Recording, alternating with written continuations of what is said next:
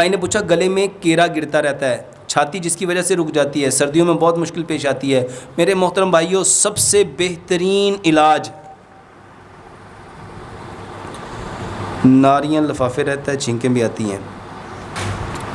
میرے محترم بھائیوں، اس کا سب سے بہترین علاج لمبا سجدہ کرو، لمبا سجدہ کرو۔ یہ جو کیرا گرتا ہے نا، کیرا گرنے کا بہترین علاج جس کی وجہ سے چھاتی رک جاتی ہے، جو 10 طریقے پیارے پیغمبر جناب محمد صلی اللہ علیہ وآلہ وسلم نے بتائے، اس کے مطابق سجدہ کرو۔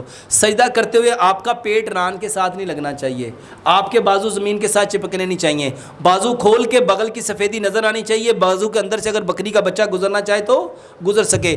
آپ کی 7 ہڈیوں پہ سجدہ کرو، 7 ہڈیوں پہ سجدہ کرو، 7 ہڈیوں پہ سجدہ کرو۔ میرے محترم بھائیوں، 2 پاؤں ہیں، 2 گھٹنے ہیں، 2 ہاتھ ہیں، 7ویں ہڈی کون سی ہے؟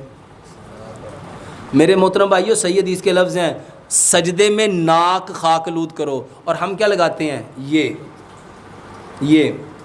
یہ لگانا ہے، اور اتنا سختی سے سجدہ کرو کہ زمین، اتنا زور سے سجدہ کرو کہ زمین کی سختی آپ کو محسوس ہو۔ تو میرے محترم بھائیوں، لمبا سجدہ کرو، ہر نماز کے بعد 10 منٹ کا سجدہ کرو میکسیمم، واللہ 5 سے 10 دن میں یہ کیرانہ بند ہو جائے گا۔